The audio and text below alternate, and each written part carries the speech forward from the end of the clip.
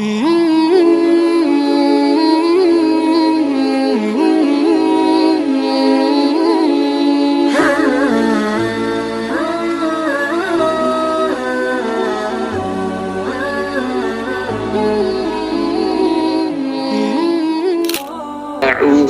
billahi. Setelah beliau sangat mencintai kota ini, bahkan dinamakan dengan Al-Madinah An-Nabawiyah. Kita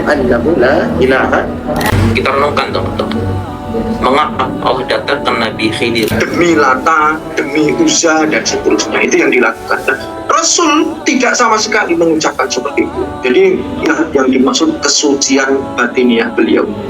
Bapak Ibu jamaah yang dimuliakan Allah Subhanahu wa taala, bahwa air Zam-Zam itu adalah lima syuriba lahu.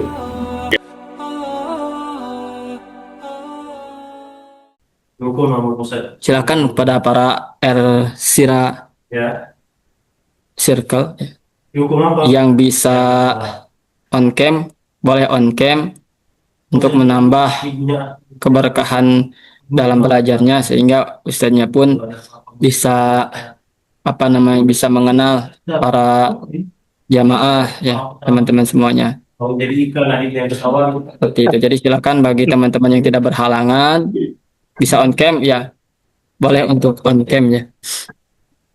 Dan dimohon untuk akhwat, dimohon untuk diperhatikan auratnya ya.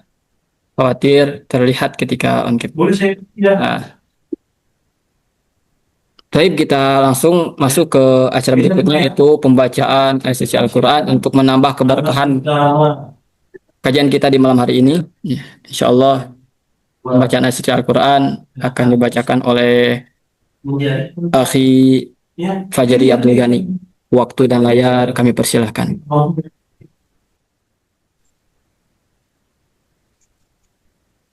Bismillahirrahmanirrahim. Assalamualaikum warahmatullahi wabarakatuh. Waalaikumsalam warahmatullahi wabarakatuh. Waalaikumsalam warahmatullahi wabarakatuh. Suara anak kedengar dengan jelas? Assalamualaikum warahmatullahi wabarakatuh. Ya, sudah jelas. Clear, alhamdulillah jelas, Ustaz. A'udzu billahi minasy syaithanir rajim.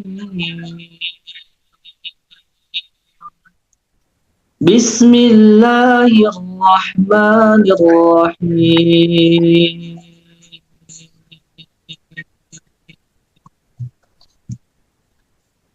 Fadhkuruni adhkurkum washkuruli wa la takfurun.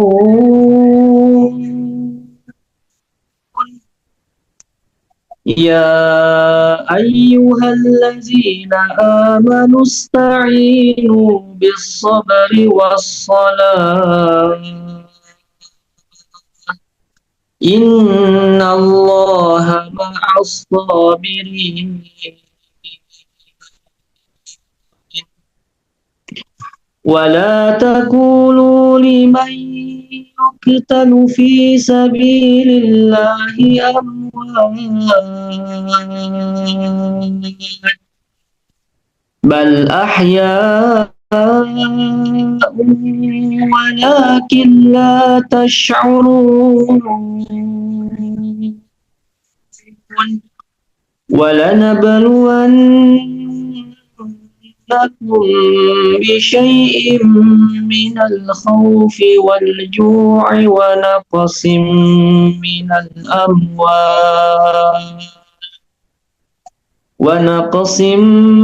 الأموال والأنفس والثمرات وبشر الصابرين الذين إذا أصابتهم مصيبة قالوا إنا لله وإنا إليه راجعون.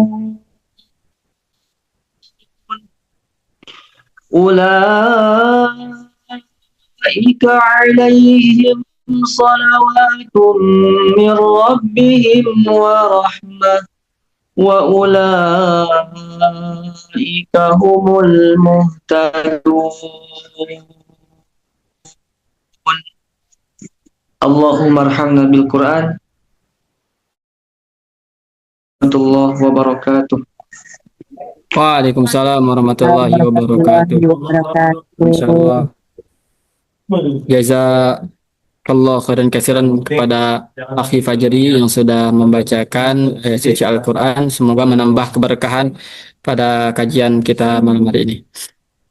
Baik, karena Al-Ustaz sudah bersiap dari tadi untuk menyampaikan ilmunya ya, Masya Allah. Dan sini juga ada para jamaah juga ya. Ada Bu Desi, Masya Allah Bu Desi, selamat bergabung kembali Bu Desi. Assalamualaikum Ustaz. Waalaikumsalam warahmatullahi wabarakatuh. Baik, kita langsung ke acara berikutnya ya, yaitu penyampaian materi. Insya Allah akan disampaikan oleh Ustaz Ibrahim. Waktu dan layar kami persilakan.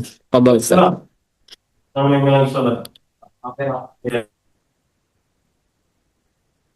Baik, Bismillahirrahmanirrahim.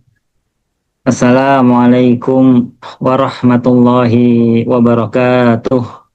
Waalaikumsalam warahmatullahi wabarakatuh. Innal hamdalillah nahmaduhu wa nasta'inuhu wa nastaghfiruh wa na'udzu billahi min shururi anfusina wa min sayyiati a'malina. May yahdihillahu fala mudhillalah wa may yudlilhu fala hadiyalah.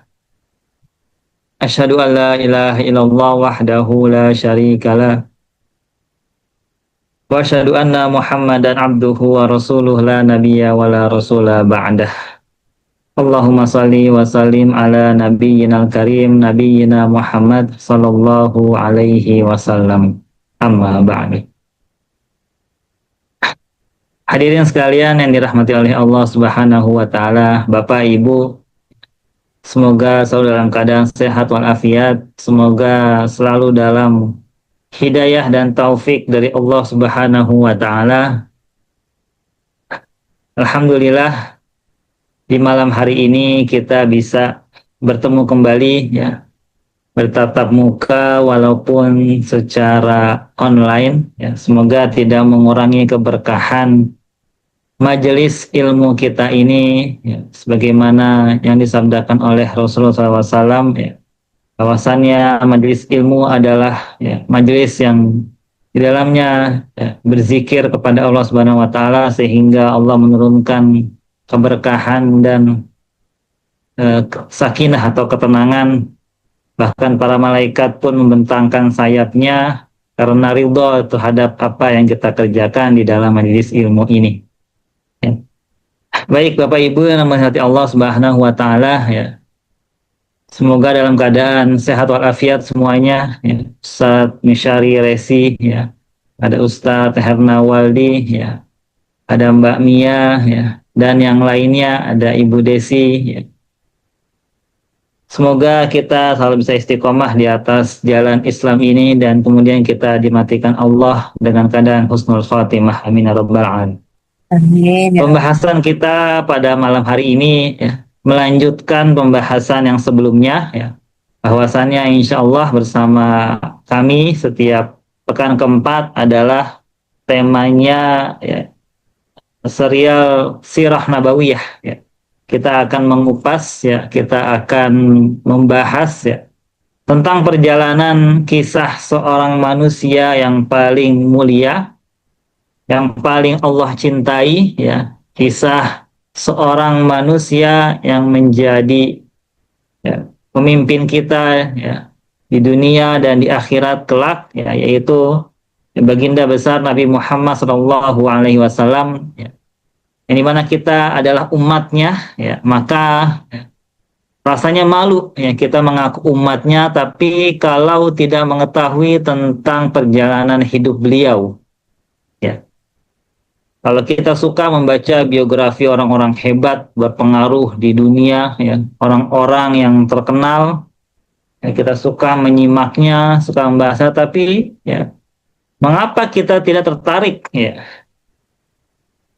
untuk membahas, ya, atau untuk mempelajari kisah hidup, ya, manusia yang paling mulia, ya, yang kehidupannya itu diabadikan oleh Allah Subhanahu wa Ta'ala. Bahkan secara detail ulama dari setiap zaman itu menceritakan tentang kisahnya sehingga kisahnya menjadi abadi. Maka ya dari sini kita berikhtiar sedikit demi sedikit, ya, walaupun tidak terlalu rinci, setidaknya kita bisa, ya, membahas perjalanan kisah hidup Nabi Muhammad SAW dari lahirnya sampai nanti beliau diwafatkan oleh Allah Subhanahu wa Ta'ala. Pembahasan kemarin kita sudah membahas tentang bagaimana latar belakang, ya, kehidupan Nabi Muhammad SAW bahkan sebelum beliau dilahirkan, ya, bagaimana keadaan kondisi ekonomi kota Mekah yang dimana beliau di sana dilahirkan, bagaimana kondisi sosial, bagaimana kondisi politik, ya, bagaimana kondisi alamnya dan sebagainya. Sudah kita bahas di pertemuan yang lalu, ya, sampai juga nasab dari Nabi Muhammad SAW bahwasannya beliau adalah, ya, bernama Muhammad, ya, bin Abdullah bin Abdul Muthalib, ya. Menjelang kelahiran beliau, ya, ayahanda beliau itu meninggal, ya, di Yasrib atau di Madinah sekarang ketika dalam perjalanan berdagang, sehingga beliau ketika dilahirkan dalam keadaan yatim. Dan memang begitulah sunnatullahnya, ya. Rasulullah SAW itu lahir dalam keadaan yatim, tidak memiliki bapak, ya. Sehingga ketika ibunda Aminah, ya, ibunda Nabi Muhammad itu melahirkan beliau, ya, dalam keadaan yatim dan dibantu oleh kakeknya, yaitu Abdul Muthalib. Ya. Maka kita akan melanjutkan, ya, ketika Nabi Muhammad SAW itu dilahirkan, ya, ketika dibahas ketika beliau dilahirkan itu banyak sekali tanda-tanda, ya, yang menandakan bahwasannya akan lahir seorang nabi besar, akan lahir seorang tokoh besar, ya, diantaranya, ya, istana-istana Romawi itu ada beberapa tiangnya yang runtuh, ya, gitu juga, ya, di air api Majusi, ya, atau api abadi yang dulu disembah oleh kaum Majusi itu tiba-tiba menjadi padam, padahal sudah ratusan tahun tidak pernah padam, ya. Bahkan dikisahkan juga ketika lahir di sebuah rumah, ya, itu terjadi sinar, ya, atau keluar sinar, ya, dari tubuh ibunda Aminah, ya, bahkan terlihat sampai kejauhan, yang menandakan bahwasannya telah lahir seorang yang membawa sinar, ya, yang membawa penerangan hidup untuk umat manusia, ya, itu Nabi Muhammad SAW. Kita akan melanjutkan, ya, setelah beliau dilahirkan, ya, pada tahun gajah, ya, atau Amul Fil, yaitu bertepatan ketika Abrahah, ya, itu ingin menyerang Ka'bah, maka pada tahun yang sama Nabi Muhammad dilahirkan, ya, pada tanggal 12 Rabiul Awal, ya. Ada yang mengatakan juga pada tanggal 9 Rabiul Awal, ya. Ketika itu, ya, di antara kebiasaan orang Mekah, ya, yang dimana kita mengetahui bahwasanya kota Mekah ini adalah kota besar, ya, kota yang sibuk, ya, karena terdapat Ka'bah di dalamnya, yang dari dulu memang Ka'bah ini memang sudah diketahui sebagai tempat yang religius, ya, atau tempat religi, tempat yang suci, sehingga orang-orang dari tempat yang jauh itu mendatangi Ka'bah untuk beribadah, karena memang Ka'bah ini peninggalan Nabi Ibrahim, dan orang-orang tahunya ajaran Nabi Ibrahim, ya, beserta peninggalannya memang menganggap Ka'bah adalah tempat yang suci. Udah ada Senin. Sehingga banyak orang itu berdatangan masuk di kota Mekah untuk beribadah di Ka'bah tersebut, sehingga kota Mekah secara ekonominya menjadi maju dan menjadi kota yang sibuk, ya. Banyak orang dari luar kota Mekah, bahkan dari Jazirah Arab berdatangan, ya. ini menjadikan kota Mekah menjadi tempat berkumpulnya orang-orang dari segala penjuru, ya. Sehingga menimbulkan efek orang datang juga terkadang membawa virus atau penyakit, ya.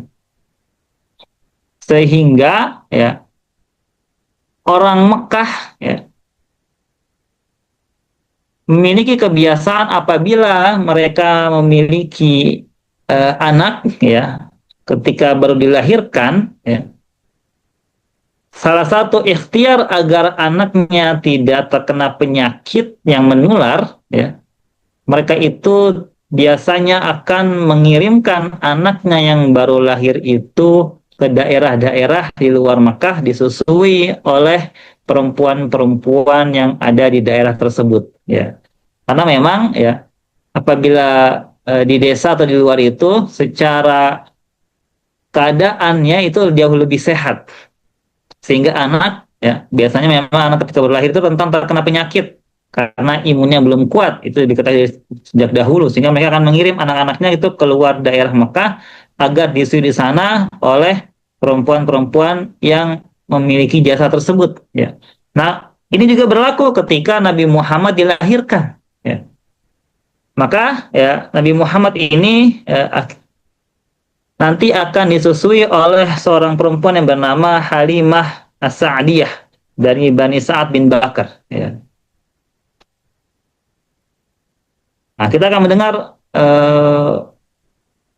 penjelasan langsung dari Halimah As-Sa'diyah bagaimana ceritanya beliau bisa sampai menyusui bayi Nabi Muhammad SAW ya. Dalam kitab Sirah Nabawiyah karya Ibnu Ishaq ya berkata Halimah itu pernah berkisah ya bahwasannya suatu ketika ya Halimah dan suaminya itu di rumahnya dan daerahnya itu terjadi panceklik yang panjang ya, sehingga mereka itu kehabisan makanan, bahkan hewan-hewan peliharaannya pun menjadi kering, menjadi kurus, dan susunya menjadi kering ya. Karena orang zaman dahulu itu biasanya ya akan minum susu dari hewan yang dia punya, baik kambing ataupun onta. Karena terjadi panceklik yang panjang di daerah Bani Sa'ad ya, sehingga mereka kehabisan susu dan makanan. Suaminya Halimah ini berinisiatif untuk ke kota Mekah ya, sambil membawa istrinya yang baru melahirkan, sehingga berinisiatif menawarkan jasa untuk menyusui bayi-bayi yang baru lahir di kota Mekah. Maka berangkatlah suaminya Halimah dan Halimah bersama beberapa rombongan ibu-ibu yang memang memiliki jasa untuk menyusui bayi-bayi Mekah ya. Ketika sampai di Mekah ya, rombongan ini akhirnya mencari orang-orang yang membutuhkan jasa untuk menyusui bayi-bayinya. Maka teman-temannya Halimah ini satu persatu mendapatkan masing-masing bayi-bayinya. Tinggallah sendiri Halimah belum mendapatkan bayi yang akan dia susui. Ya. Sampai akhirnya ditawari oleh bayi Nabi Muhammad SAW. Ya. Pada awalnya ya, Halimah dan suaminya ini ingin menolak.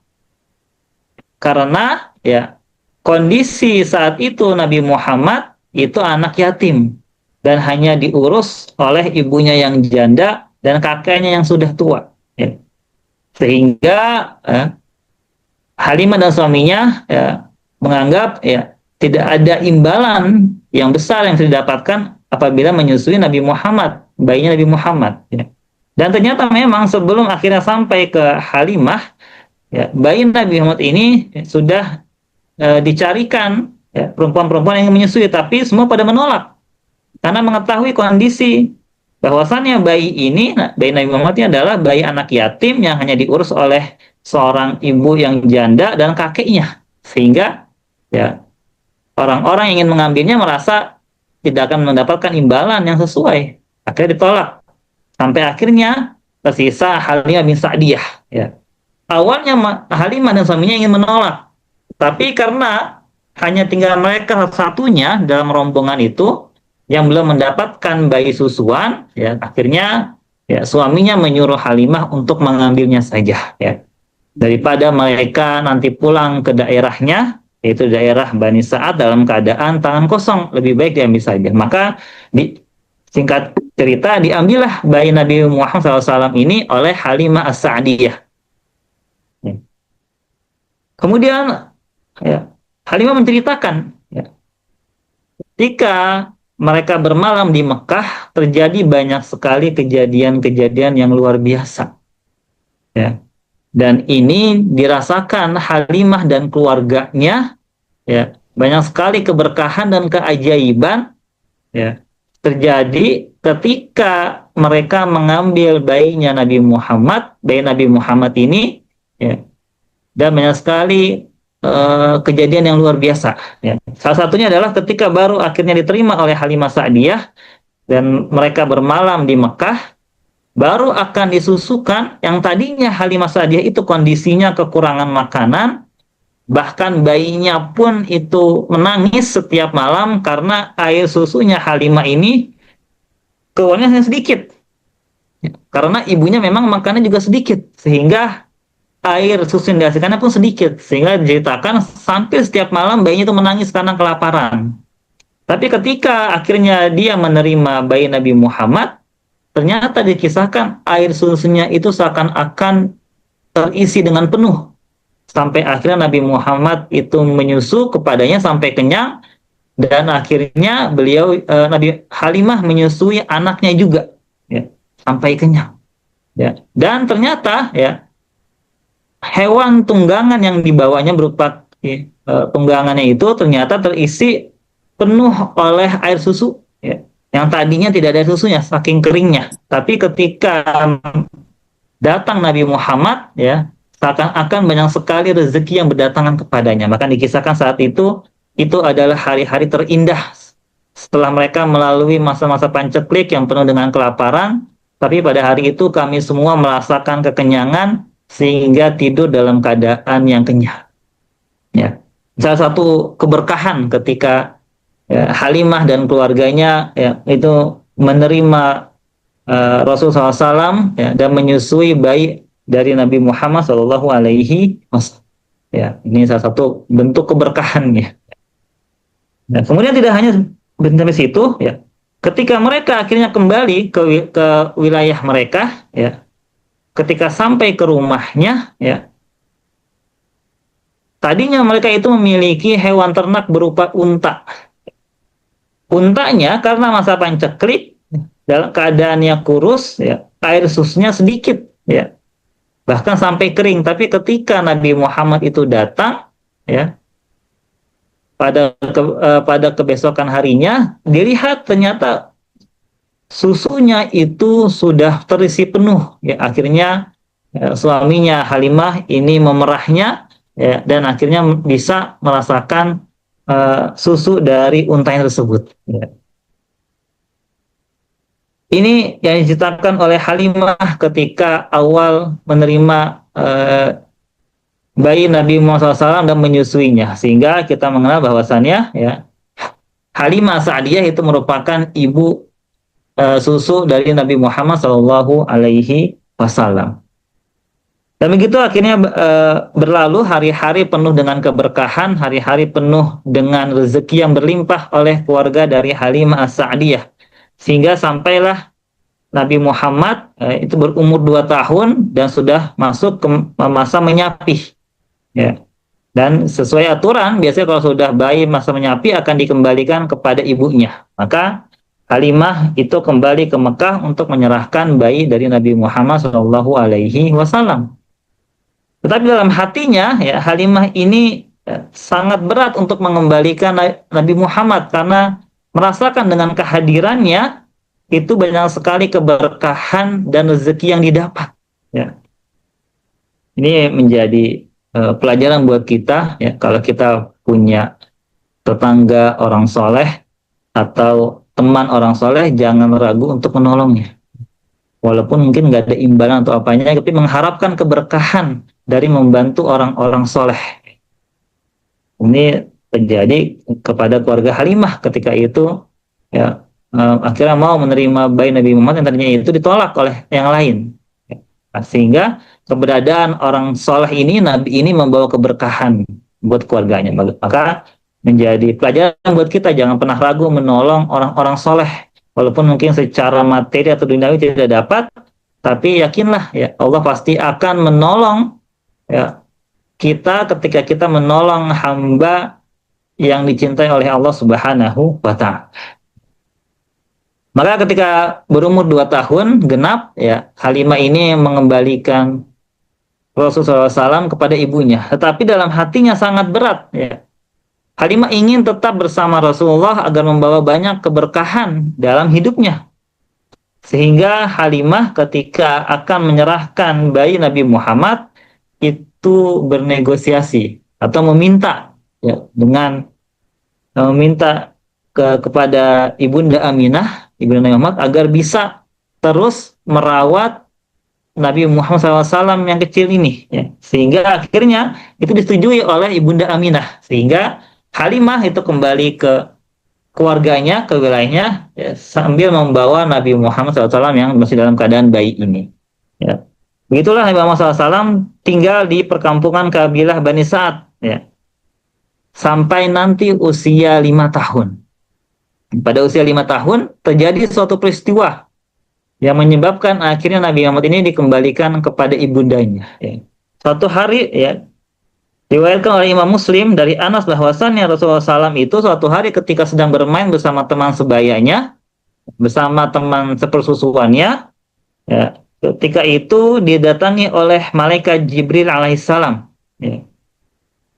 Malaikat Jibril memegang tubuh Rasulullah SAW, kemudian merebahkan beliau di atas tanah, lalu ya membelah bagian dadanya dan mengeluarkan jantungnya. Kemudian jantung ini dikeluarkan dari jantung ini segumpal darah ya. Kemudian segumpal darah ini dibuang ya. Kemudian Jibril menyuci kembali jantung ini dan kemudian mengembalikan ke tubuh Nabi Muhammad SAW. Atau peristiwa ini dikenal sebagai peristiwa pembelahan dada dan pembersihan jiwa. Ini terjadi ketika umur 5 tahun ya.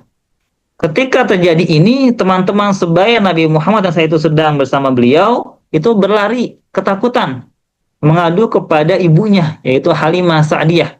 Selain berkata Muhammad dibunuh ya, karena mengira Muhammad ini ditangkap oleh seorang kemudian dibunuh ya. Maka Halimah saat itu merasa panik dan langsung meninggal Nabi Muhammad SAW ya. Maka kemudian saat itu ternyata Nabi Muhammad tidak mengapa ya, karena sudah selesai dibelah dadanya dan dibersihkan oleh malaikat Jibril ya. Nah, ini terjadi pada umur 5 tahun ya. Jadi terjadi sebuah peristiwa pembelahan dada dari Nabi Muhammad SAW. Diriwayatkan juga dari Anas bin Malik ya. Beliau berkata, sesungguhnya aku telah melihat bekas jahitan itu ada di dada beliau Shallallahu Alaihi Wasallam. Jadi bekasnya masih ada. Jadi ibaratnya pernah dibelah atau pernah dibedah ya. Seperti zaman sekarang itu ada bedah gitu ya, mungkin ada jahitannya, maka mungkin begitu kurang lebih ya. Itu terjadi peristiwa tersebut ketika umur Nabi Muhammad SAW berumur 5 tahun ya. Setelah peristiwa ini Halimah menjadi khawatir terhadap keselamatan Nabi Muhammad SAW, sampai akhirnya Halimah ini mengembalikan Nabi Muhammad SAW kepada ibu ya. Jadi Nabi Muhammad ya itu selama awal hidupnya sampai umur 5 tahun itu berada di antara kabilah Bani Sa'ad. Nah, kemudian beberapa ulama memberikan penjelasannya ya. Kenapa ditakdirkan Nabi Muhammad ini ya hidup di wilayah luar Mekah? Di antaranya yang pertama adalah ya, salah satu hikmahnya adalah pada zaman dahulu bahasa Arab itu masih murni apabila berada di daerah di luar kota. Sehingga itu menjadikan Nabi Muhammad memiliki bahasa Arab yang sangat fusha ya, dan sangat bagus. Ya, belum tercampur dengan bahasa-bahasa yang lainnya. Adapun di kota Mekah, karena terjadi banyak pertemuan orang dari segala daerah, segala penjuru, sehingga secara bahasanya sudah tercampur ya, tidak semurni di tempat-tempat yang lain. Maka menjadikan Nabi Muhammad ini terasah secara bahasanya secara bagus dan secara murni. Beberapa ulama menjelaskan seperti itu. Yang kedua adalah menjaga kesehatan Nabi Muhammad SAW, ya, karena di daerah di luar wilayah kota itu atau di daerah-daerah itu biasanya secara alamnya masih bersih, tidak banyak virus dari luar sehingga secara kesehatannya itu jauh lebih baik. Ya, itu penjelasan ulama hikmah kenapa Nabi Muhammad pada awal hidupnya itu berada di luar kota Mekah. Ketika Nabi Muhammad sudah kembali kepada ibunya, ya, yang sangat menyayanginya, ya.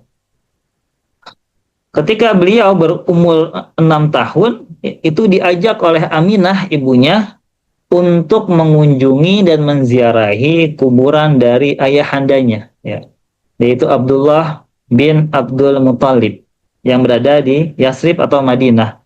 Akhirnya Nabi Muhammad, ya, bersama ibunya Aminah dan bersama kakeknya Abdul Muthalib itu melakukan perjalanan, ya, menuju Madinah atau saat itu dinamakan Yasrib, belum berganti menjadi Madinah, ya. Mereka bertiga, ya, ditemani oleh pembantunya ibunya Nabi Muhammad yaitu Ummu Aiman atau Barokah nama aslinya. Itu melakukan perjalanan sampai jaraknya 500 km. Jadi bayangkan, ya, jauh sekali, ya, dari Mekah ke kota Madinah. Kemudian mereka tinggal selama sebulan di kota Yasrib dan kemudian kembali pulang. Tetapi qadarullah di perjalanan menuju pulang, ya, Ibunda Aminah ini terserang penyakit sehingga meninggal dunia. Sehingga beliau diwafatkan di daerah yang bernama Al-Abwa, yaitu suatu daerah yang terletak antara Mekah dan Madinah. Ya. Maka resmilah Nabi Muhammad SAW setelah meninggalnya ibunya menjadi seorang yatim piatu. Ya, tidak ada bapak dan tidak ada ibu sejak umur 6 tahun. Ya. Ulama memberikan penjelasan, ya, kenapa akhirnya Nabi Muhammad ini tumbuh, ya, dalam keadaan yatim piatu, tidak memiliki ayah dan tidak memiliki ibu. Di antara hikmahnya adalah karena Nabi Muhammad memang sudah disiapkan akan menjadi seseorang yang menerima risalah Islam ini, yang akan mengemban amanah dakwah ini, ya, sehingga, ya, jangan sampai ada orang yang mengatakan bahwasannya Nabi Muhammad ini ajarannya dari orang tuanya. Sehingga hikmahnya adalah beliau memang tumbuh, ya, dari kecil dalam keadaan yatim piatu. Kalau kita lihat, ya, nabi-nabi yang lainnya pun, ya, nabi-nabi yang menerima kitab suci itu rata-rata memang hidupnya tanpa memiliki sosok orang tua. Kita lihat Nabi Ibrahim alaihissalam, ya. Bahkan ayahnya sendirinya pun adalah seorang pemahat patung atau pembuat patung berhala. Ya. Nah, ini menjadi hikmah bahwasannya, ya, nabi-nabi atau rasul-rasul, ya, yang diutus yang mengemban amanah risalah kenabian itu memang murni dari Allah Ta'ala, bukan atas didikan atau ajaran dari orang tuanya. Begitu juga Nabi Musa, ya, yang menerima kitab suci berupa Taurat, ya, itu dari kecilnya hidup di istana Fir'aun, tidak bersama kedua orang tuanya, ya, tapi akhirnya diutus sebagai Rasul membawa risalah dari Allah Subhanahu wa Ta'ala. Begitu juga Nabi Isa alaihissalam, ya, beliau bahkan tidak memiliki ayah, ya, karena merupakan sebuah mukjizat dari Allah Ta'ala, hanya dilahirkan dari seorang ibu yang tidak memiliki suami.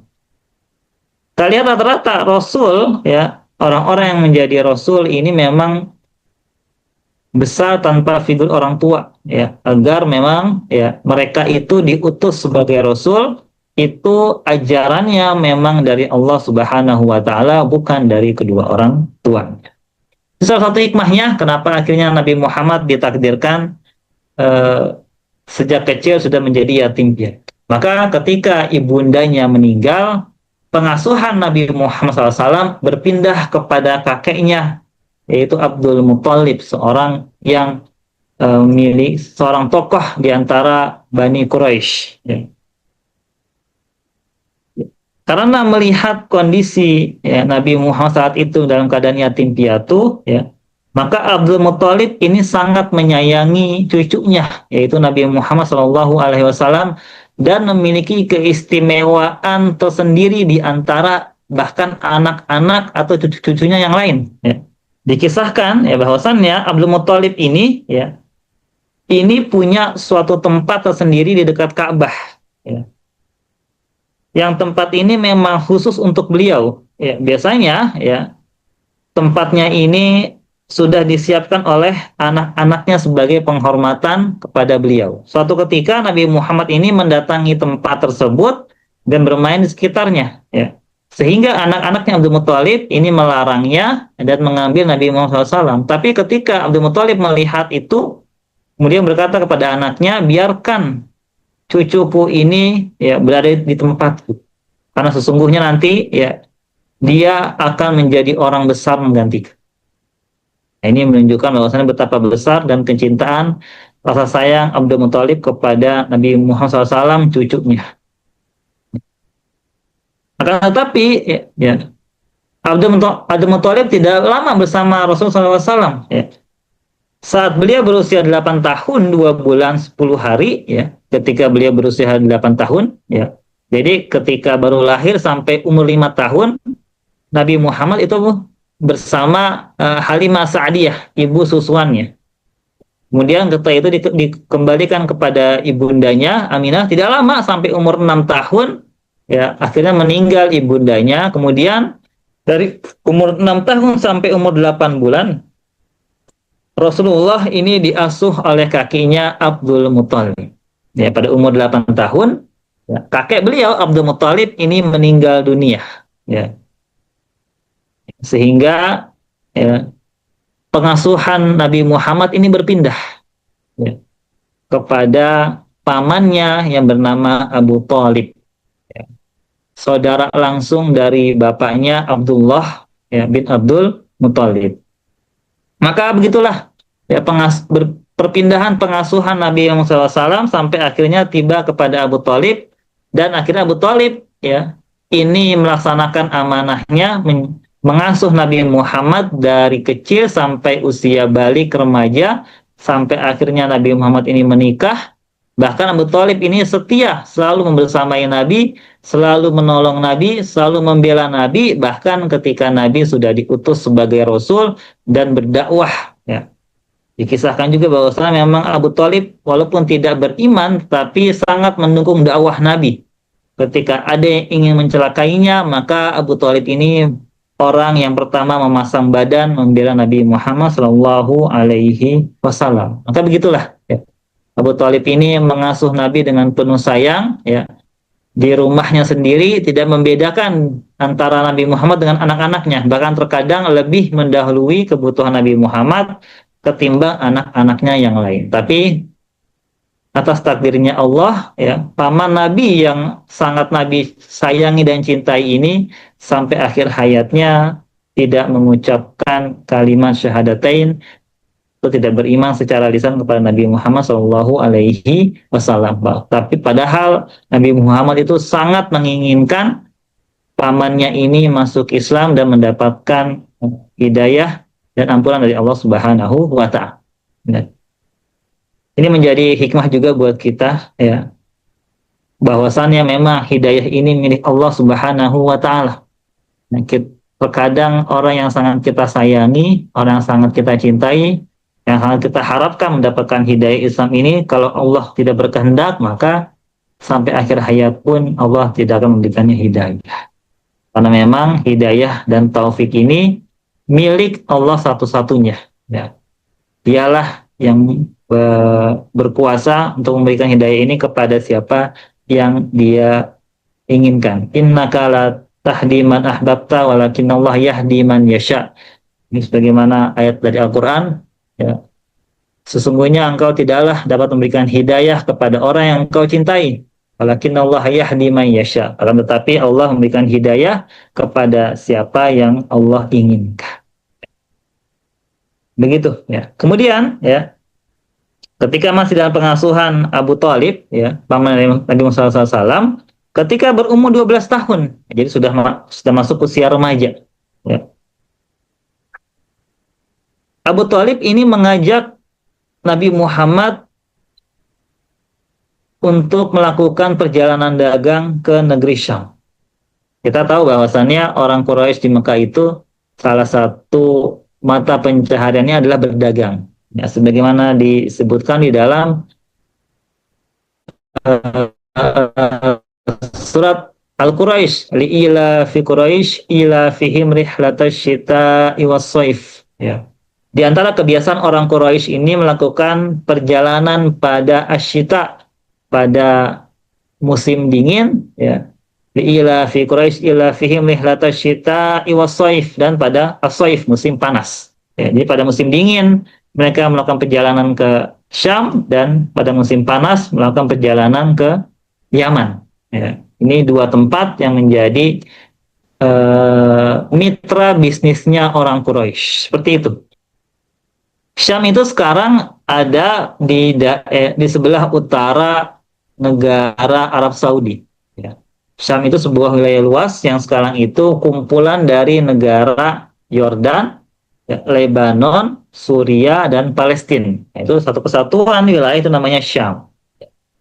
Jadi orang Quraisy itu terbiasa melakukan perjalanan ke situ, ya, kadang ke Syam, kemudian kadang ke Yaman. Yaman itu ada di selatan, di bawah kota Saudi Arabia. Kurang lebih seperti itu, ya.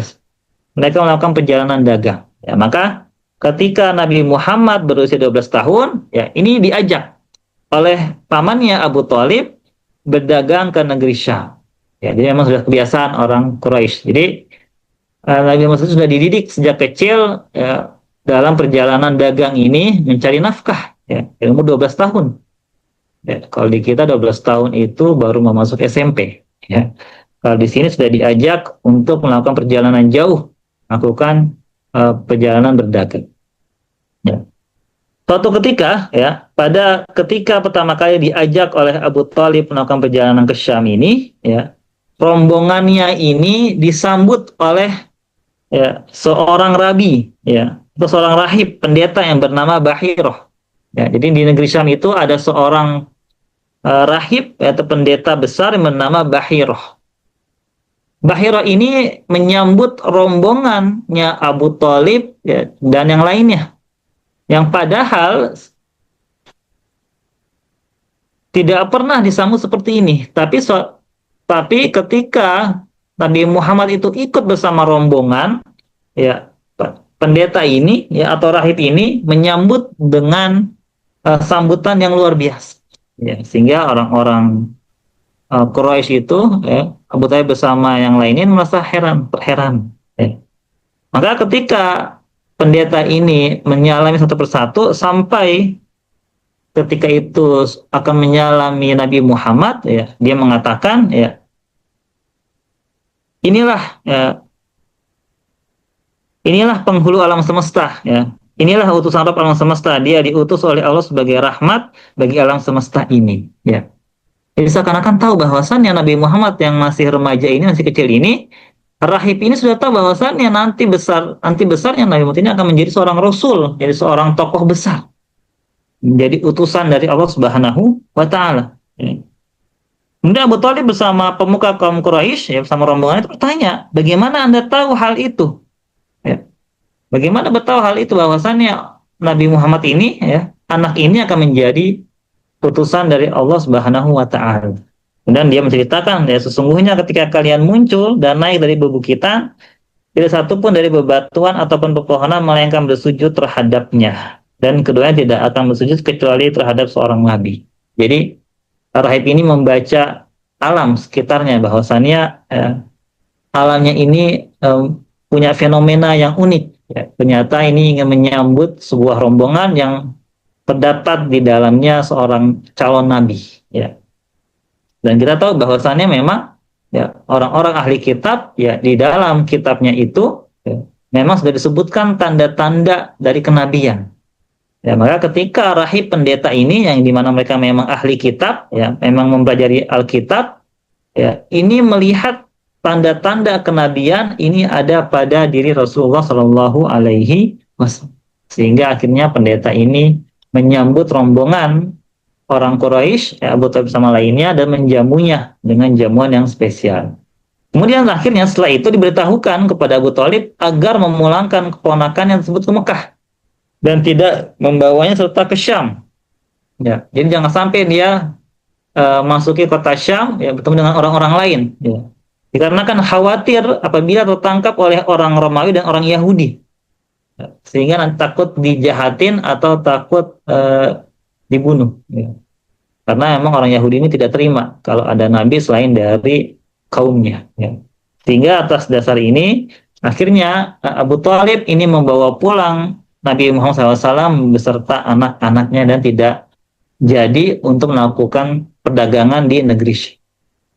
Nah, ini terjadi ketika Nabi Muhammad masih remaja 12 tahun. Ya, sudah diketahui, sudah diramalkan oleh seorang pendeta rahib ya bahwasannya sudah tampak ciri-ciri kenabian dan bahwasannya Nabi Muhammad ini memang akan menjadi seorang rasul dan nabi besar.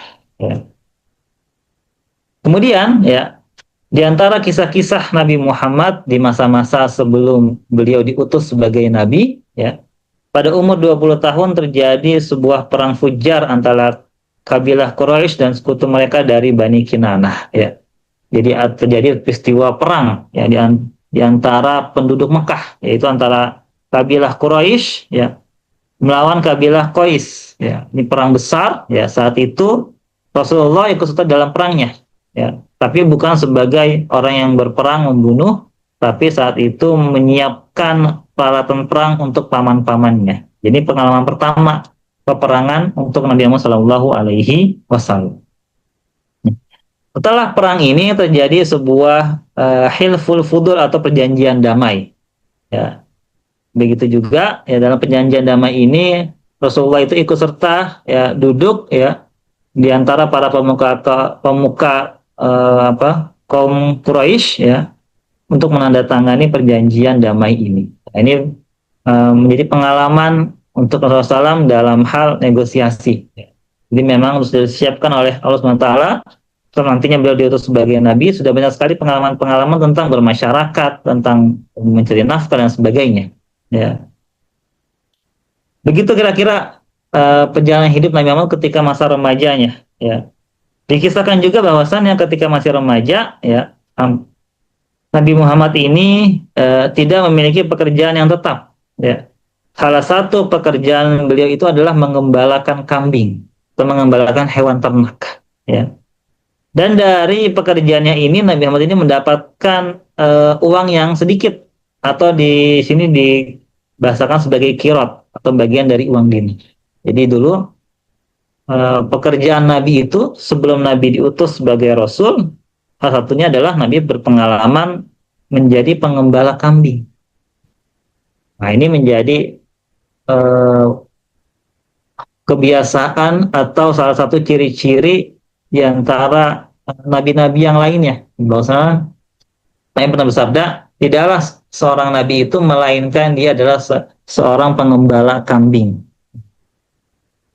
Masuk Nabi Muhammad juga adalah seorang pengembala kambing.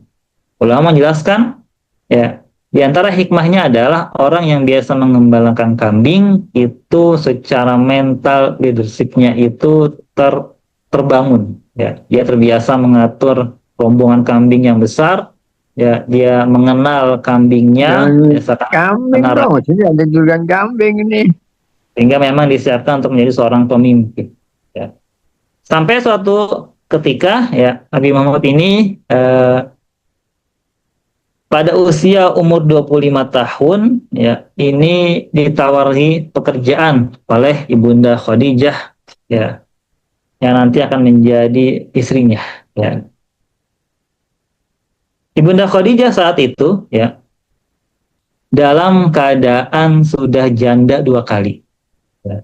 Ini kita masuk ke masa-masa pernikahan dari Nabi Muhammad dengan istri tercintanya. Istri pertamanya adalah Ibunda Khadijah, ya, Khadijah bintu Khuwailid atau Khadijah Al-Kubra. Ya.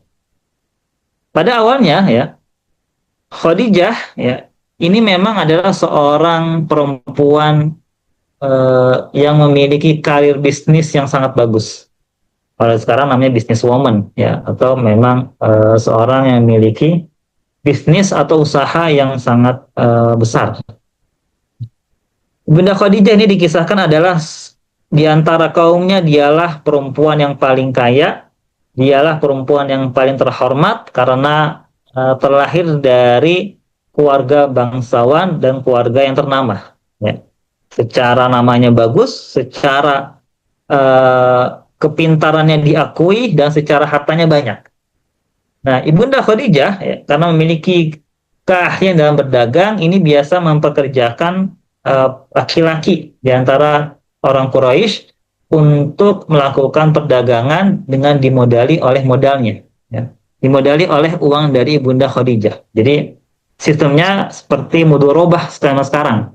Ibunda Khadijah pemilik modal, laki-laki dari Quraisy ini nanti yang akan menjalankan usahanya, nanti dari situ mendapatkan keuntungan, nanti akan dibagi dua. Jadi kayak mudharabah kayak sekarang, berpartner lah, ya. Dan biasanya Ibunda Khadijah ini selalu memberikan upah, ya, atau bagi hasil yang lebih tinggi di antara yang lain. Nah, akhirnya, ya, Ibunda Khadijah ini mendengar ada seseorang yang terkenal dengan amanah dan kebaikan jiwanya, kebaikan akhlaknya, yaitu Rasulullah Shallallahu Alaihi Wasallam. Akhirnya, ya, Nabi Muhammad ini dititipkan harta untuk diperdagangkan atau untuk diputar. Ya. Akhirnya Nabi Muhammad ini bersama stafnya Ibunda Khadijah yang bernama Maisarah melakukan perjalanan dagang ke Syam. Dari situlah, ya, Nabi Muhammad melakukan perjalanan dagang ke Syam bersama stafnya Ibunda Khadijah bernama Maisarah. Maisarah ini nama laki-laki, ya, bukan perempuan. Ya.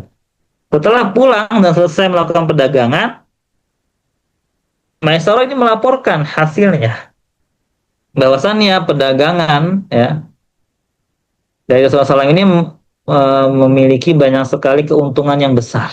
Ya. Kemudian diceritakan juga, ya, bahwasannya Rasulullah ini memiliki akhlak yang sangat terpuji, ya, akhlak yang sangat luhur, orangnya amanah, jujur, dan sangat bijaksana dan sebagainya. Ya. Kebetulan, ya, Ibunda Khadijah memang sedang mencari pasangan baru. Ya, setelah 2 kali menikah dan kedua suaminya itu ditakdirkan wafat, ya, Ibunda Khadijah ini butuh pendamping. Maka setelah mendengar cerita langsung dari Maisarah, akhirnya Ibunda Khadijah ini tertarik untuk mempersunting Nabi Muhammad SAW. Ya. Padahal kalau dilihat, ya, kalau zaman sekarang, apalagi ini dibutuhkan oleh seorang perempuan yang sudah sukses ini. Ya, kalau sama sekarang namanya independent woman, bah. Biasanya kalau lagi ini dia udah nggak butuh pasangan biasanya. Dia udah punya semuanya, ya, harta, nama, dan sebagainya. Tapi Ibunda Khadijah, ya, mencari sesuatu yang lain, ya, mencari seorang pasangan yang dapat membimbingnya menuju kehidupan yang lebih baik, dan itu beliau temui ada pada diri Rasulullah Shallallahu Alaihi. Akhirnya niat untuk menikahi Rasulullah ini beliau sampaikan kepada temannya yang bernama Nafisah, sehingga Nafisah lah yang menjadi ibaratnya mak comblangnya antara Ibunda Khadijah dan Nabi Muhammad Shallallahu Alaihi Wasallam. Karena Nafisah mendatangi Rasulullah dan mengabarkan tentang keinginan Khadijah dan memberikan masukan agar Rasulullah ini menikahi Khadijah bintu Khuwailid. Setelah mendapatkan berita itu, Nabi Muhammad ini kemudian bermusyawarah dengan paman-paman. Dan akhirnya Rasulullah itu menyetujui dan menginginkan juga untuk menikah dengan Ibunda Khadijah bintu Khuwailid. Ya. Di dalam kitab Rahiqul Maktum, ya, ini diceritakan bahwasannya pernikahan Nabi ini 2 bulan setelah Nabi itu pulang dari perdagangan dari Syam. Jadi sat-sat, nggak banyak lama gitu ya. Kalau udah cocok langsung gitu ya. Nggak banyak lama, nggak banyak pertimbangan, ya, acara-acara yang lain bisa setahun, berapa tahun, nggak. Cukup 2 bulan terjadi sebuah pernikahan antara 2 manusia agung ini, yaitu antara Nabi Muhammad SAW dan Ibunda Khadijah bintu Khuwailid. Bentar lagi terus ya. Enggak. Saat itu dikisahkan bahwasannya berapa umur Nabi dan berapa umur Ibunda Khadijah. Ya, maka yang kita kenal dan terkenal di kalangan kita adalah umur Nabi Muhammad ketika menikah berumur 25 tahun. Ya, jadi memang umur ideal untuk menikah. Ya, kalau pengen sunnah Nabi itu 25 tahun. Ustaz Faisi sudah sangat usianya insya Allah sudah masuki usia menikah. Tinggal mencari sosok Khadijahnya ini. Ya. Umur Nabi Muhammad 25 tahun dan umur Ibunda Khadijah adalah 40 tahun. Memang selisih 15 tahun ya di antara keduanya. Maka menikahlah keduanya ini ya. Di sini juga diceritakan bahwasannya Nabi Muhammad ini memberikan mahar kepada Ibunda Khadijah dengan 20 ekor unta muda. Bayangin. 20 ekor unta, bukan kambing ya, bukan sapi, tapi 20 ekor unta. Ya. Kalau kita uangkan sekarang itu berapa? Unta itu kalau yang sekitar 30 sampai 20, 40 juta. Kita ambil 30 juta deh. Berarti 30 kali 20, berapa tuh? 600 juta ya. Luar biasa ya. Besar mahar Nabi Muhammad SAW itu karena memang kemampuan beliau ke situ. Dan itu jangan kita lihat bahwasannya oh Rasul memberikan mahalnya besar gitu ya. Jangan dibandingkan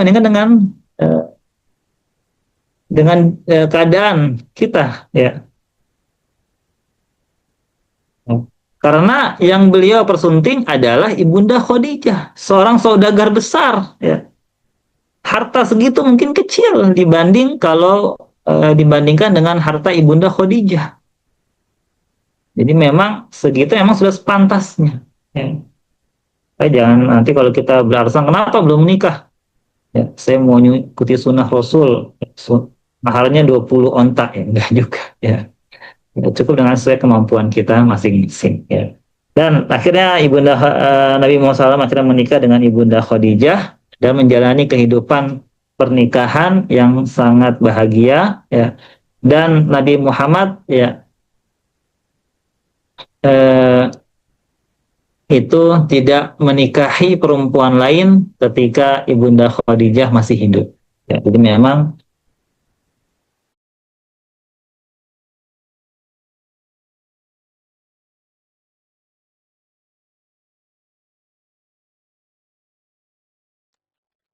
Assalamualaikum Ustaz.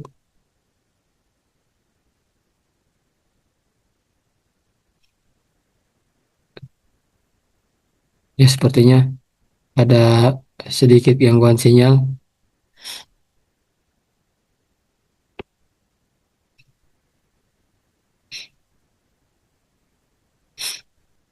Baik, sambil menunggu Ustadznya bisa bergabung lagi. Bagi teman-teman yang belum bergabung ke grup ya, supaya tidak tertinggal informasi penting lainnya. Jadi silakan boleh untuk bergabung lewat link yang sudah disediakan di kolom chat. Dan bagi teman-teman yang ingin bertanya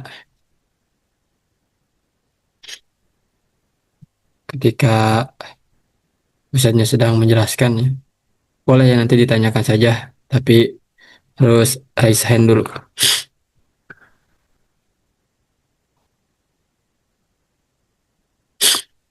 Dan insya Allah untuk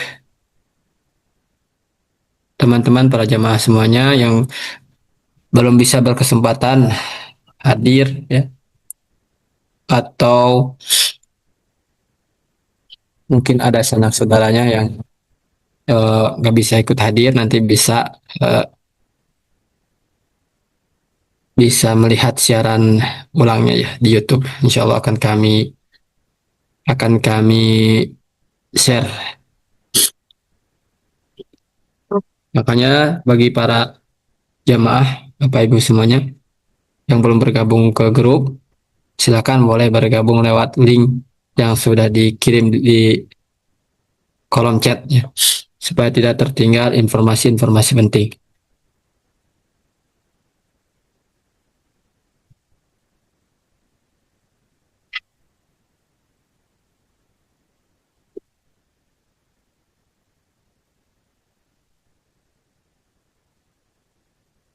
Baik, sejauh ini apakah ada pertanyaan dari para jamaah sambil menunggu ustadznya bisa bergabung lagi ya, karena sepertinya ada gangguan sinyal. Alhamdulillah. Anak keluar ada sini. Siap, Ustaz.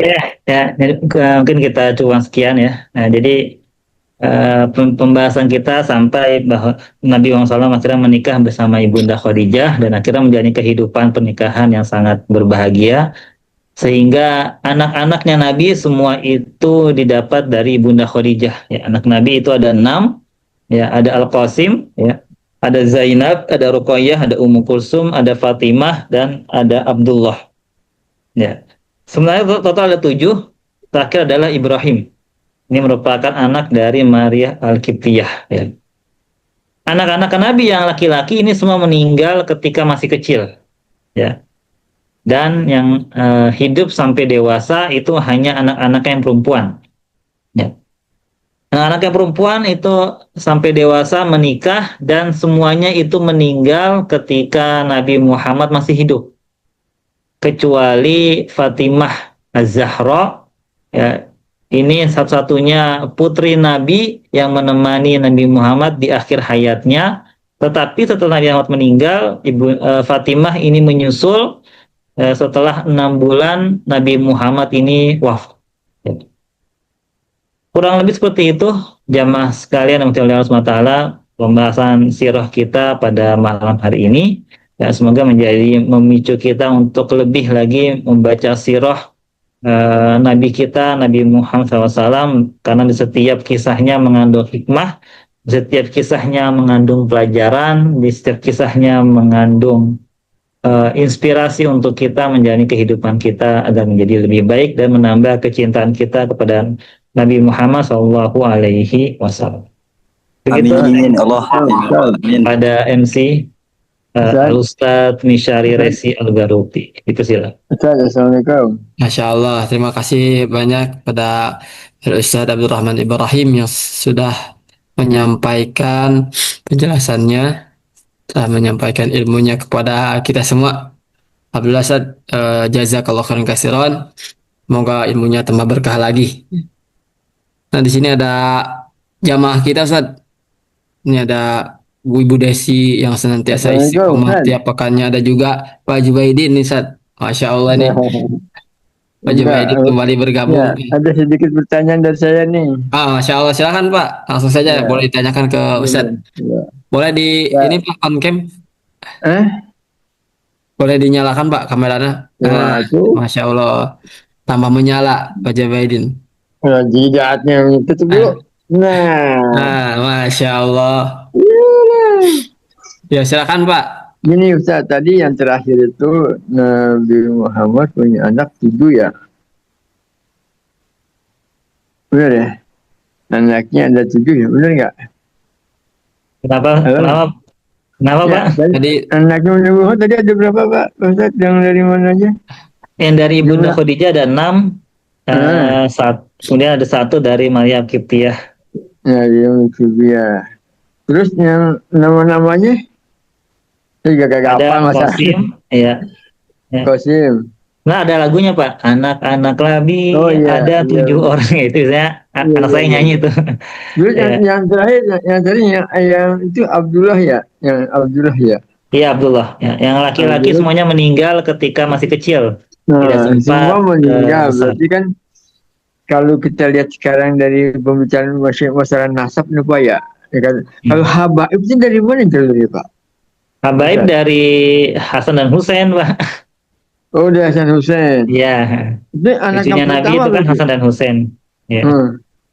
Anak yang pertama berarti ya? Gimana Pak? Dari anak yang keberapa? Hasan dan Husain? Hasan Husain itu anaknya Fatimah dengan Ali. Oh, anak Ali Iya. Fatimah. Oh, Hasan Hussein itu cucunya ah, Nabi, ya, cucu dari cucu anaknya jatuhnya ya. Fatimah. Ya, Ah, Fatimah menikah berarti dengan dari Ali cucu bin ya. Abi Thalib. Enggak, maksudnya Iya, berarti dari cucu ya, dari cucunya Nabi, ya. dari cucunya Nabi. Iya. Oh, jalurnya dari situ. Berarti jauh. Berarti kalau buat jalur mau putus juga nasabnya ya. Kalau buat ke Nabi ya. Iya, Tapi kan dari harus duluan. dilihat nasabnya. Heeh. Kalau kita kan orang Indonesia nggak terbiasa dengan nasab, Pak. Paling mentok ke Iya benar, kakek iya. hafalnya. Kaget, Setelah kakek iya. nggak tahu lagi siapa. Kalau orang Arab Iya. biasa dia merekam nasabnya, ya, sampai Heeh. nanti itu.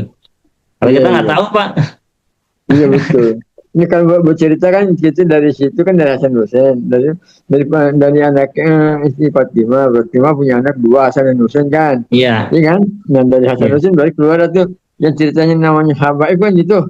iya, Benar? Iya, iya, iya. Sekarang jadi rame-rame kan. iya. Tapi biarin aja yang rame-rame, kita nggak usah rame-rame lah itu Iya. mah, biarin aja. Nggak usah ikut campur lah kita. Kita nggak usah pikirin, yang Urusan penting kan mereka. cara sesuai dengan mereka kan gitu ya. Iya. Iya, iya. Kita Kira-kira memuliakan orang karena ilmunya, Pak.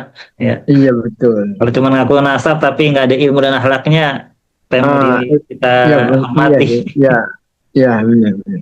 Memang kita juga harus melihat juga sih ketika walaupun dia disebut sahabat, tapi kalau lakonnya nggak meyakinkan lalu buat apa kan gitu ya. Tuh. Ya, ada juga yang kayak gitu, banyak lah yang kayak gitu nah. Akhirnya sepi juga, akhirnya sepi dan bubar dia. Gitu. Saya sih hanya sebatas itu aja yang perlu tahu tadi. Oh, Iya. dari Hasan Hussein dan Habib Hussein. Untuk pertanyaannya hanya itu aja kira-kira. Pengen tahunya Habib dari mana dasarnya gitu. Oke, Baik, Pak. makasih Mas Abdul Rahim. Ya, Assalamualaikum. sama-sama, Pak.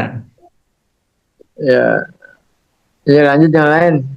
Insya Allah. Terima kasih Pak Jubaidin yang sudah bertanya ya, aktif. Masya Allah di sini banyak juga Ustaz, ternyata jamaah yang aktif ya. Ada Ya, berapa? ada di 17. kolom chat. Tadi juga sempat ada yang bertanya saat ketika Ustaz menjelaskan terkait ini Ustaz apa namanya, rujukan Ustaz pakai rujukan apa gitu. Rujukannya bukunya gitu Ustaz. Referensinya. Nah, Kalau rujukan sebenarnya banyak ya, tapi biasanya anak yang pakainya Ustaz pakai rujukannya Ar-Rafiq. dua ya. Rahikul Maktum ya, Ar-Rahikul Al-Maktum karangan Syekh Sofi Rahman Al-Mubarakfuri. Itu aslinya berbahasa Arab tapi sudah banyak yang diterjemahkan ke bahasa Indonesia. Jadi kalau mau baca sirah yang simple dari awal Nabi dilahirkan sampai nanti Nabi wafat, terus bisa dibaca satu bukunya ya. Insya Allah. Sekitar 100 halaman, itu bahasanya ringan, penjelasannya tidak mengalur ngidul gitu ya, nggak meluas ya, fokus kepada rentetan atau timeline kehidupan Nabi. Ya, itu bisa dibaca Rahikul Maktum. Soalnya itu ya sebulan selesai lah. Ya, sebenarnya kalau udah baca itu udah dapat gambaran bagaimana kisah dan perjalanan Nabi. Terutama ini kita belum masuk kepada fase diutusnya menjadi Rasul. Ya, nanti kalau sudah masuk ke situ kita akan banyak sekali membahas bagaimana perjuangan Nabi ketika awal-awal dakwah. Ini bisa menjadi inspirasi kita. Ya. Berarti masih panjang Ustaz nih Ustaz. Masih panjang. Kisahnya. Ya, masih panjang. Masih panjang. Jadi pelan-pelan Ya. saja. Pelan-pelan. Pelan-pelan saja.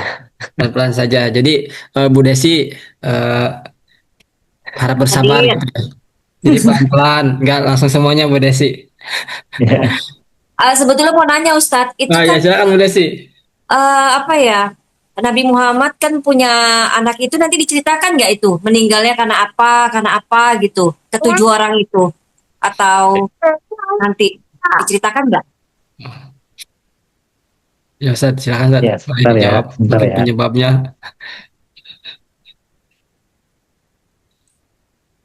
Atau ceritanya cuma Nabi Muhammad aja, nggak sampai ke anak-anaknya gitu kan? Anak-anaknya tuh meninggalnya karena apa yang laki itu, dua orang itu.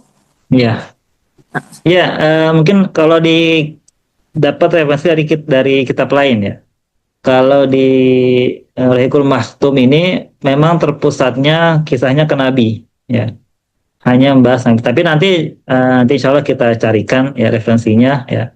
Tapi yang pasti anak-anak Nabi yang laki-laki itu semua memang meninggal ketika kecil ya. Ada yang sakit atau ada yang lainnya. Karena tadi memang satu hikmahnya adalah ya agar jangan sampai setelah Nabi ada orang yang dikultuskan setelah Nabi. Ya, makanya biasanya kan menjadi penerusnya itu kan anak laki-laki. Ya. Nah, akhirnya qadarullah yang laki-lakinya semua meninggal pas masih kecil. Tersisa tinggal memang anak-anak perempuannya. Ya. Al-Qoyah, ya Kulsum, Fatimah, dan yang lainnya. Untuk meninggalnya kalau rata-rata memang apa ya ibaratnya meninggal secara alami sih, maksudnya bukan karena perang atau apa gitu ya. Memang takdir dari Allah SWT. Ya. Tapi seperti itu Bu. Ya. Insya Allah. Ustaz, Ana izin bertanya, Ustaz. Sebentar, Ya. Saudara Aldi. Oh, Sebentar, siap. Saudara Aldi. Jadi harap bersabar juga, Saudara Aldi. Makasih Mau Ustaz nanya atas dulu penjelasannya ya Desi ini. Ustaz. Ya, sama-sama Ibu. Makasih Ustaz. Ya, Masya Allah, Bu Desi. Jadi Anda mau nanya dulu Bu Desi, Ustadz Waldi. Jadi harap bersabar dulu, Ustadz Waldi. Bagaimana Bu, untuk jawabannya Bu? Apakah eh, sudah terjawab? Sudah sebagian, Insya cuma masih ada penasaran dikit. Oh, Nanti Masya Allah. cari-cari inilah, Iya Bu. cari-cari Karena ilmu ini apa luas ya? Bu. Iya. Masya Allah. Terima kasih Bu Desi. Iya, Pak sama-sama. Jubaidin. Alhamdulillah. Ya Oke, sudah ada Mas. penanya. Sama. Apakah masih dilanjut, Ustadz? Terserah kepada ini. Oh ya, boleh Ustadz dilanjut ya mungkin kita lanjut ya berapa penanya lagi karena tadi udah ada yang mau bertanya lagi Ustadz. Ini sangat luar biasa Ustadz, sangat aktif kajian malam hari ini. Tadi ada di kolom chat yang bertanyanya, ada juga yang langsung. Nah sekarang nih, Ya. Insya Allah lebih banyak pertanyaannya nih Ustadz. Silakan tafadhol Ustadz Waldi. Waktu dan layar kami persilakan Ustadz Waldi. Terima kasih kepada Ustaz Resi yang sudah memberikan kesempatan bertanya. Ya, terima kasih juga Bu Desi udah mewakili pertanyaan Ustaz Resi dan Pak Jubaidin. Izin bertanya Ustaz, boleh? Nggak boleh. Oh. Diskriminasi ini. Ada diskriminasi. Gimana Ustadz Waldi? Oh ya, ini Ustaz. Sudah umur berapa sekarang? Ini kan apa namanya itu? Tadi menarik ya Ustaz ya. Materinya itu luar biasa tentang pengasuhan Nabi gitu ya. Sampai tadi di ending-ending dari topik itu membahas tentang pernikahan Rasulullah dengan Sayyidah Khadijah. Masya Allah. Dan itu sepertinya memantik Ustaz Resi untuk bertanya Ustaz. Dan Anda mewakili beliau sebenarnya ini untuk bertanya. Jadi korban Ustaz. Pertanyaan pertama Ustaz. Tadi kan Rasulullah itu memberi mahar sampai 20 onta ya Ustaz. 200 ya? 20. Oh, 20 ya. Padahal kan Rasulullah itu pekerjaannya sebagai resellernya Sayyidah Khadijah gitu ya Ustaz ya. Jadi agak muncul pertanyaan gitu. Apa dari mana sumber uang yang dimiliki Rasulullah gitu? Apakah dari hasil berdagangnya, apakah pemberian para sahabatnya, atau innallaha yarzuqu may yasha'u bighairi hisab gitu Ustaz. Nah, itu yang pertama Ustaz. Nah, yang kedua yang menarik Ustaz, tentang ketika Rasulullah memilih Sayyidah Khadijah menjadi istrinya Ustaz. Nah, ini sepertinya jawabannya dibutuhkan sama Ustaz Resi Ustaz. Apa konsekuensinya Ustaz ketika kita memilih perempuan sebagai istri? Pertama, kalau dia itu wanita karir, konsekuensinya apa? Kedua, kalau misalkan dia wanita yang bukan karir, yang hashtag di rumah aja gitu, konsekuensinya apa Ustaz? Ini berdasarkan sirah dan juga pengalaman pribadi juga boleh Ustaz, silakan. Wah. Masya Allah. Panjang nggak Ustaz pertanyaannya Ustaz? Tapi insya Allah jawabannya mungkin sedikit Ustaz. Di sini. Silakan Ustaz. Masya Allah ini pertanyaan yang sangat biasa di luar Ustaz nih. Luar biasa Ustaz. Boleh saya dijawab. Yang pertama, dari mana sumber harta Nabi sehingga bisa ngasih mahar gitu ya. Bentar lagi ya. Ya. Yang pertama memang Nabi setelah selesai berdagang ya, membawa harta Ibunda Khadijah itu mendapatkan keuntungan yang sangat berlipat-lipat ganda. Sehingga dari sinilah Nabi dapat memberikan mahar kepada Ibunda Khadijah. Wah, ya. Dan Nabi Ibunda Khadijah memang tipe bos atau tipe orang yang memberikan upah itu di atas rata-rata yang lain. Kalau yang mungkin bos-bos lain ya atau investor lain ya suka ngasih bonus ke orang, nah Ibunda Khadijah itu jauh di atas yang lain. Nah, jadi memang apalagi saat itu diakui keuntungannya berlipat ganda di antara orang-orang yang lain karena keberkahan dan keamanahan dari berdagang Rasulullah SAW. Ya, itu yang pertama. Yang kedua diriwayatkan juga di dalam kitab lain, paman-pamannya Nabi itu juga membantu, ya. Jadi membantu Nabi Muhammad SAW dalam mengumpulkan harta untuk dijadikan sebagai mahar. Ya, karena yang mau dipersunting ini ya perempuan besar ini, perempuan nggak sembarangan gitu ya, pengusaha besar, gitu. Terkenal di kalangan orang Quraisy. Bahkan dalam kitab Al Maktum itu disebutkan Ibunda Khadijah itu adalah perempuan paling banyak hartanya di antara yang lain, bahkan mengalahkan kaum laki-laki ya. Karena memang kepiawaian Ibunda Khadijah dalam berbisnis dan berdagang ya. Jadi didapatkan dari hasil berdagang tadi, dan kedua ada riwayat yang mengatakan dibantu oleh paman-pamannya. Ya, paman Nabi itu kan banyak ya, dan juga orang-orang kaya juga berduit, jadi itu dibantu. Itu kurang lebih, walaupun di kitab Al Maktum tidak didetailkan dari mana. Kemudian yang kedua, konsekuensinya ya sama-sama ya. Kalau konsekuensinya memang ketika menikahi perempuan yang berkarir ya harus siap dengan kesibukannya, harus siap dengan komitmennya ya. Dia berkarir tapi dia juga harus menjadi seorang istri dan ibu untuk anak-anaknya. Siap tidak itu. Dan harus mengimbangi dari segi pendapatan gitu kira-kira. Nah ya, Nabi Muhammad ya ini bisa mengimbangi Ibunda Khadijah yang memiliki kapasitas yang besar ya, sehingga dapat menjalani kehidupan yang harmonis. Dan di sisi lain memang Ibunda Khadijah sudah nggak mencari apa-apa ya, kehidupannya sudah selesai sebenarnya. Anaknya juga anak punya gitu ya, dari suami terdahulunya, harta juga punya ya. Yang dibutuhkan memang adalah seorang laki yang dapat membimbingnya menjadi kehidupan yang lebih baik. Dan itu didapatkan pada diri Rasulullah SAW. Ya, seperti itu mungkin kurang lebihnya. Ya, Ustaz Waldi ya, semoga dimudahkan untuk bertemu sosok Khadijahnya. Ya. Masya Allah, amin. Ustaz. Ya. Mungkin Jawabannya belum lengkap, Ustaz. Itu kan kalau misalkan Dia berjodoh. karir, Ustaz, kalau yang non karir gimana, Ustaz? Kenapa? Kalau yang Kayaknya Ustaz nyari jawaban aman ya. Jangan dulu, Ustaz. Kalau yang non karir gimana, Ustaz? Yang kalau di rumah aja? yang di rumah aja ya. Ustaz. Ya, kedua-duanya punya masing-masing sisi yang kelebihannya. Ya. Tapi memang ya namanya perempuan itu fitrahnya adalah dialah yang nanti akan mengurus anak-anaknya gitu.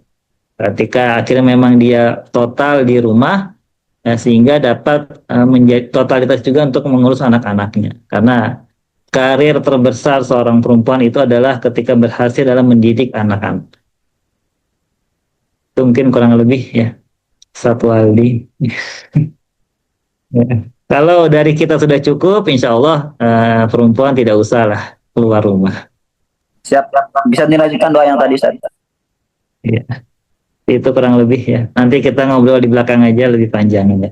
Oh, Masya Allah. Jadi Ustaz Waldi kalau mau lebih panjang lagi, panjang ke lebar. Private nanti, private Ustaz. Suruh private dia. Iya, private. Iya Bu. Ada kelas private saja. Topiknya itu aja nggak jauh-jauh satu kali mah. Iya. Terima kasih banyak Ustaz Waldi, pertanyaannya luar biasa ya, bikin Ustaz Waldi semangat. Masya Allah. Semoga Allah mudahkan Ustaz Waldi bertemu dengan Khadijah. Amin, amin. Khadijah tipe Ustaz Waldi. Baik, boleh teman-teman yang lain. Mungkin satu lagi, Ustaz. Kami berikan kesempatan satu penanya lagi ya, karena waktunya sudah lumayan larut malam. Jika ada silakan boleh. Ini ada Ustaz siapa nih? SQI. Assalamualaikum Ustaz. Waalaikumsalam Ustaz. Masya Allah, dari mana Ustaz? Nah, dari Padang Ustaz. Masya Allah. Mungkin udah jelas yang ya mau ditanyakan tadi. Ustaz? Nggak ada. Sangat jelas, wadih jiddan. Alhamdulillah. Alhamdulillah. Baik Ustaz. Silakan Ustaz, apabila belum bergabung boleh ya nanti bergabung ke grup. Ada grup WA-nya itu untuk apa namanya? Untuk informasi-informasi penting lainnya supaya tidak tertinggal. Terutama informasi kajian rutin ini. Baik, kalau memang tidak ada para jamaah Ersira Circle, kita cukupkan ya. Alhamdulillah sangat hangat sekali kajian malam hari ini Ustaz. Semoga selanjutnya bisa lebih hangat lagi, bisa lebih interaktif lagi. Terutama ini Ibu Desi, Masya Allah yang istiqomah. Semoga tetap istiqomah sama bapaknya Bu, diajak Pak Jailan nih. Belum pulang Masya dinas. Allah. Belum Siap, Bu. lembur. Iya. Biasanya Ustaz, soalnya biasanya suka romantis Ustaz Bu Desi ini sama Pak Jailan nih, berdua gitu Ustaz. Iya. Romantis. Ini role model. Role model buat Masya Allah. kehidupan pernikahan ini. Iya Ustaz. Baik, kita cukupkan ya para jamaah karena tidak ada lagi yang mau bertanya. Insya Allah untuk rekamannya akan segera kami kirimkan nanti di grup ya. Kita lanjut ke acara berikutnya, yaitu sesi doa Ustaz. Kami kembalikan lagi kepada Ustaz untuk memimpin doa. Mari kita menundukkan kepala kita dan mengangkat kedua tangan kita bersimpuh ya di depan Allah Subhanahu wa taala. Hamdan Bismillahirrahmanirrahim, hamdan na'imin, hamdan syakirin, hamdan ni'amahu wa yukafi wa mazidah. Ya Rabbana lakal hamdu kama yanbaghi li jalali wajhikal karim wa 'azimi sultanik. Allahumma fir lana dhunubana wa kafir anna sayyiatina wa tawaffana ma'al abrar. Allahumma a'izzal islam wal muslimin wa ahlikil kafarata wal musyrikin wa dammir a'da'aka a'da'ad din. Allahumma la taj'alid dunya akbar hammina wa la mablagha ilmina wa la tusallit 'alaina man la yarhamuna. Allahumma inna nas'aluka salamatan fid din wa afiyatan fil jasad wa ziyadatan fil ilmi wa barakatan fil rizq wa taubatan qabla al maut wa rahmatan indal maut wa maghfiratan ba'dal maut. Allahumma hawwin alaina fi sakaratil maut wa najata minan nar wal afwa indal hisab. Rabbana atina fid dunya hasanah wa fil akhirati hasanah wa qina adzaban nar. Subhana rabbika rabbil izzati amma yasifun wa salamun alal mursalin walhamdulillahi rabbil alamin. Amin ya rabbal alamin. Amin Allahumma amin. Alhamdulillah dengan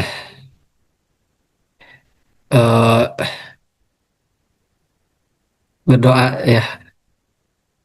Alhamdulillah acara dari awal sampai akhir sudah sama-sama kita laksanakan dengan baik, tertib. Semoga kita bisa berjumpa kembali di pertemuan berikutnya ya, yang tak kalah menarik lagi pembahasannya ya. Jadi jangan sampai terlewat informasi penting ini. Ya, dan tidak lupa ini acara terakhir yang sangat tidak dilupakan oleh semua kalangan, yaitu sesi dokumentasi. Ya boleh untuk para jamaah yang tidak berhalangan, boleh untuk di on cam ya. Kita sesi dokumentasi. Salah. Nah, boleh silakan. Ustadz Waldi boleh di on cam. Oh, udah ya. Oke, kita hitung dalam hitungan ketiga. Siapkan wajah terbaiknya. 1, 2, 3. Oke, sekali lagi. 1, 2, 3. Alhamdulillahirrabbilalamin. Dari awal sampai akhir acaranya berjalan dengan lancar. Sekali lagi kami ucapkan jazakallahu khairan katsiran kepada Al Ustaz Ibrahim yang telah membimbing kami semua, yang telah menyampaikan ilmunya, yang telah mentransfer ilmunya kepada kami semua. Dan juga kami tidak lupa mengucapkan terima kasih juga yang sebesar-besarnya kepada para jamaah ya yang sudah ikut bergabung di kajian Al-Sirah Talk ini. Oke, kita sama-sama akhiri dengan doa kepada majelis. Subhanakallahumma wa bihamdika asyhadu an la ilaha illa anta astaghfiruka wa atubu ilaik. Terima kasih Ibu Devi. Ya, makasih. Izin live ya Ustadz. Ya. Ya, makasih. Assalamualaikum warahmatullahi wabarakatuh. Waalaikumsalam warahmatullahi wabarakatuh. Terima kasih Ustaz Resi, Ustaz Ibrahim. Yunep ya Ustaz. Assalamualaikum Iya. warahmatullahi wabarakatuh. Silakan. Pamit ya. Syukran Ustaz. Iya.